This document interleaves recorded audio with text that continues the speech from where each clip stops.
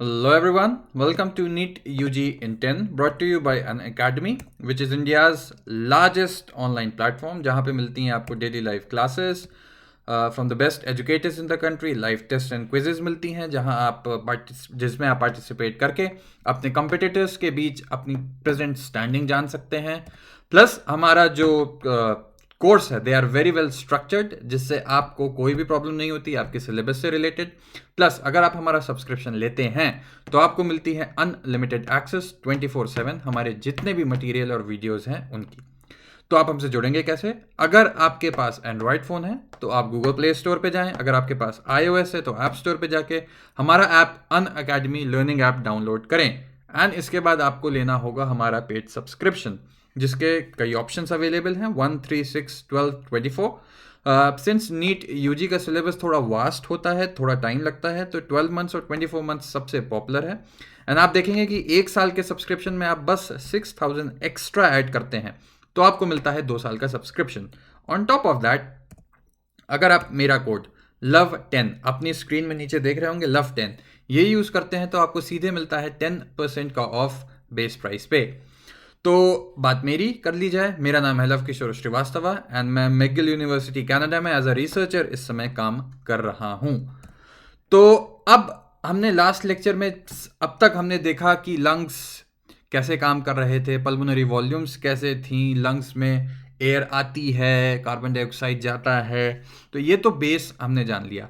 अब हम जानेंगे एग्जैक्टली कि गैस एक्सचेंज होता कहाँ पे है और कैसे होता है, क्या चीज़ है जो इस गैस एक्सचेंज को फैसिलिटेट करता है। तो अब अगर आपको याद हो कि जब मैं लंग का स्ट्रक्चर बता रहा था तो अंदर मैंने बताए थे ब्रोंकाई, ब्रोंक्यूल्स एंड लास्ट में बताया था एल्वियोलाई, और कहा था कि एल्वियोलाई ही मेन पार्ट होता है जहां पे गैस का एक्सचेंज होता है। क्यों?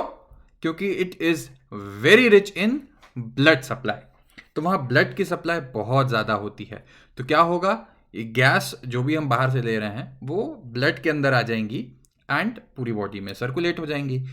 कैसे होता है ये? हम कहना तो आसान है कि ब्लड से जो हमने एयर ली उसमें से ऑक्सीजन सीधे ब्लड में आ जाएगी, पर कैसे ये हम समझेंगे इसमें। तो अब सबसे पहले बात कर लें कि एल्वियोलाई जो मेन मैंने बताया था स्ट्रक्चर होता है गैस के लिए, तो वहां पे अब एयर अंदर आ रही है, ऑक्सीजन अंदर आ रही है, आप एयर मान के चल लो, तो उसको क्या क्या बैरियर्स झेलने पड़ेंगे फाइनली ब्लड में आने के लिए। तो आप सिंपली समझ सकते हैं कि एक तो जो मेम्ब्रेन होगी वो होगी एल्वियोलाई की, और एल्वियोलाई से इसको ब्लड में आना है। अब ब्लड ऐसे तो बहता नहीं रहता है, वेसल्स के अंदर बहता है, तो जब भी ये ट्रांसपोर्ट होना होता है तो वहां पे कैपिलरीज होती हैं। कैपिलरीज क्यों? क्योंकि उनकी वॉल बहुत थिन होती है, तो वॉल थिन होने से ये जो गैस का एक्सचेंज होना है ये आसान हो जाता है।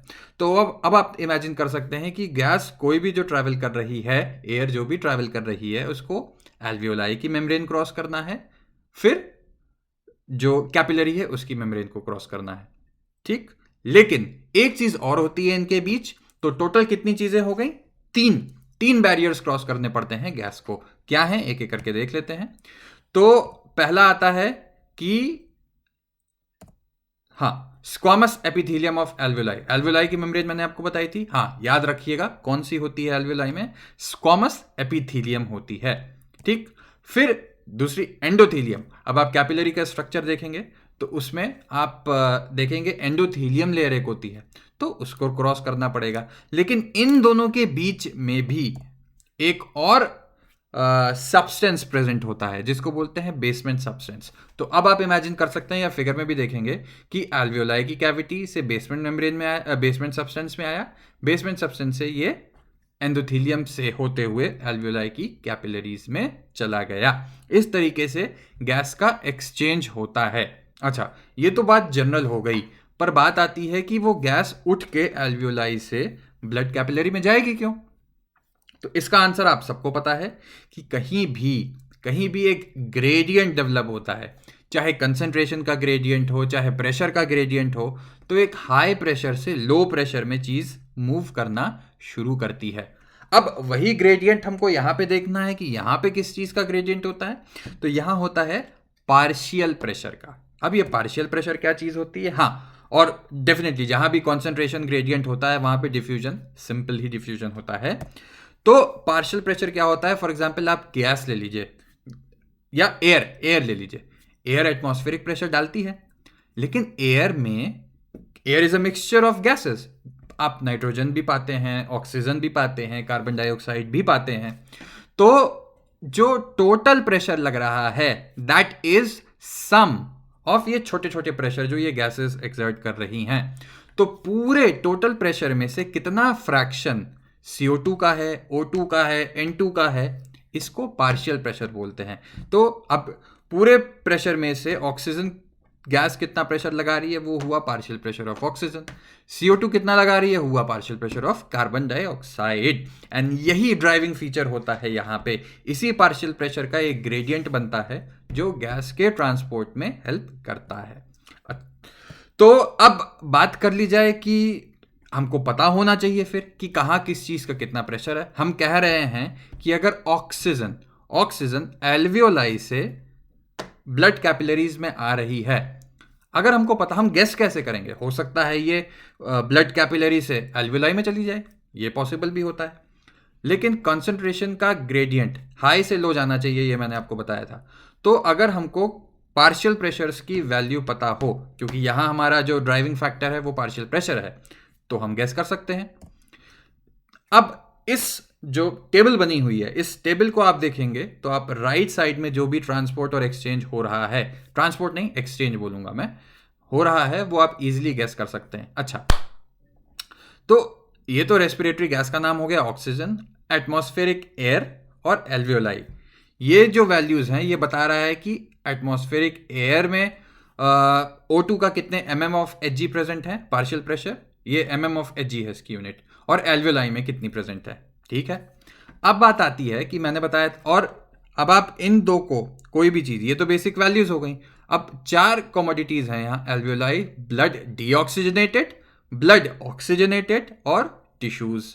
ठीक है, अब इन दो को कंपेयर करते हैं। चलिए पहला कंपेयर करते हैं एल्वियोलाई और डीऑक्सीजनेटेड ब्लड, क्योंकि क्या होता है कि लंग्स में ये गैस का चेंज हो रहा है। लंग्स में क्या होते हैं, डीऑक्सीजनेटेड ब्लड आते हैं एंड लंग उनको ऑक्सीजनेट कर देता है, यानी कि जो ब्लड है उसमें ऑक्सीजन जा रहा होगा, ये आपने पहले ही देखा।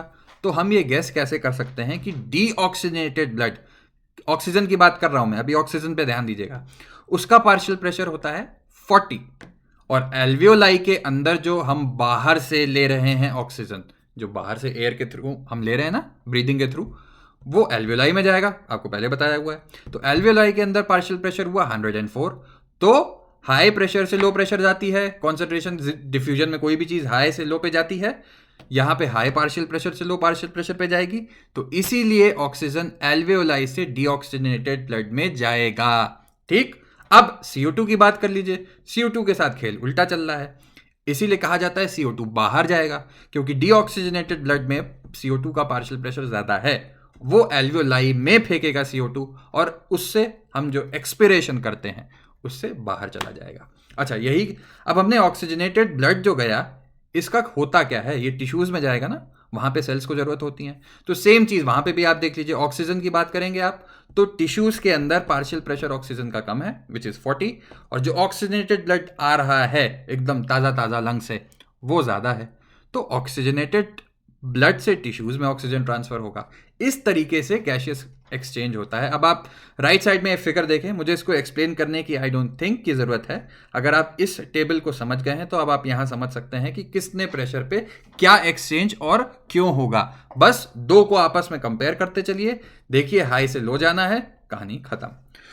तो आई होप कि ये गैसियस एक्सचेंज होता कैसे है ये मैं आपको समझा सका हूं। एंड नेक्स्ट लेक्चर में मैं आपको बताऊंगा कि ट्रांसपोर्ट कैसे होता है। ये गैसियस एक्सचेंज ब्लड में आ तो गया, लेकिन अब अलग अलग जगह जाता कैसे है। तो आई होप आपको ये लेक्चर पसंद आया हो। आप हमें कमेंट करके बताएं कैसा लगा आपको लेक्चर, और आप क्या देखना चाहेंगे। एंड मेरा कोड यूज करके अनअकैडमी से जरूर जुड़ें, वहां और भी कुछ इंटरेस्टिंग रखा है आपके लिए जो आपके सिलेक्शन में हेल्प करेगा। Thank you so much.